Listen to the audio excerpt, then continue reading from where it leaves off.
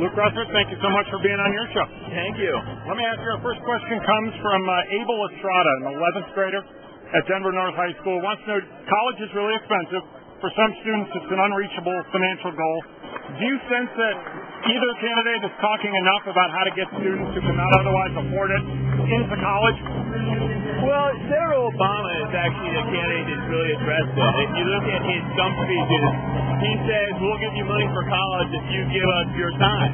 Sort of a college tuition, some funding if you volunteer in AmeriCorps, Peace Corps, or whatever.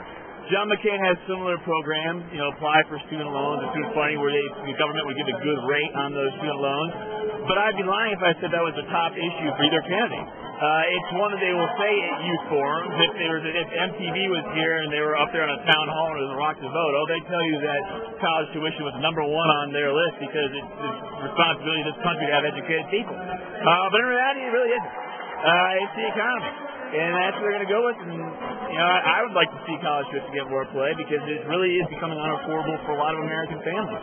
Not just with private schools, with state schools. And something needs to be done if we are going to continue to be the world superpower. If you even talk about kids even younger, public schools, Denver North is an inner-city high school, and they're talking about lack of school supplies. This question from Melissa Garcia-Franco, an 11th grader, also they're saying, do you sense that people are talking about shortages of school supplies like books, even something as fundamental as that? It's interesting, the school stuff really is at the local level. It's a local school board, local community. But what you do hear the candidates say is when they talk about education, they will give some speech about how they were in a specific school, in a swing state, and these kids wanted to learn so badly, but they just didn't have the books, they just didn't have the pens, and that's not allowed in the United States of America. So does it enter their vocabulary? Absolutely. And I think it's an issue that you could fix with a federal grant if you wanted to. That'd be a good question for a young person to ask the student forum. Why can't we just appropriate $1 billion so the entire country can have some sort of school supply? You met a young man, Jared Jolton, here yesterday, and Jared, I saw him this morning. He was on our morning show when I was in there. Talk about your long hours. And he was saying you made him feel like politics is not geeky. Do you sense that younger people are starting to think that this isn't just for grown-ups anymore? Absolutely. And politics isn't geeky at all. I mean, politics is a lot like sports, if anything. You have winners, you have losers, you got storylines, you got strong candidates, you got weak candidates, and you have some upsets and some massive losses. But a lot of things people say, the geek is always the kid who is the president of the young Republicans, president of the young Democrats. They stay at home and read the newspaper. But with this election, we have a POW war hero that's about as hardcore as anyone's ever going to get.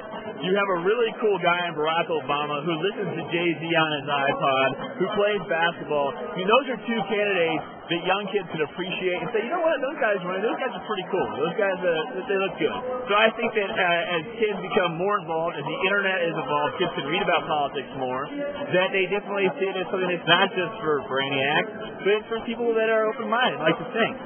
Have you kind of changed your career path now to be a journalist? Yeah, well, I've done this sports radio show for 2.5 years at James Carville on XM Sports Radio, and sports is my first one. I love sports. People ask about Studio Sports Radio show, I tell them it's the last thing to go. But I love politics. Maybe like what I told you before, because of the winners and losers only. Because no one day is the same. You never have the same 9-to-5 experience. It's always changing. So I like journalism. I love politics, and I'll be here as long as I want to be. I know you've probably been asked about this, and I'll only ask you one question about this. Nanette Baumgartner writes in to someone who never cared to get involved or listen to anything about politics. She said she found herself waiting every Sunday morning to listen to your father. How has it been for you? Because I'm sure that's not an isolated sentiment that you've heard a lot here. Not at all. It's a real honor to hear those words.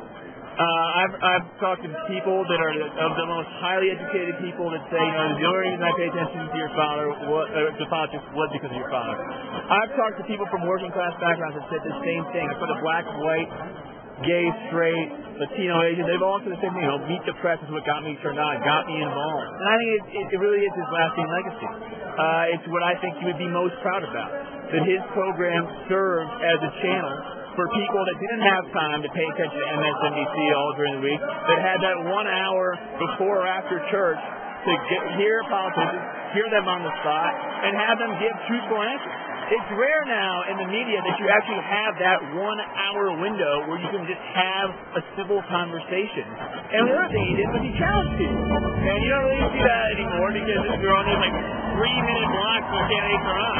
Before you can do that. And the words like that really mean a lot.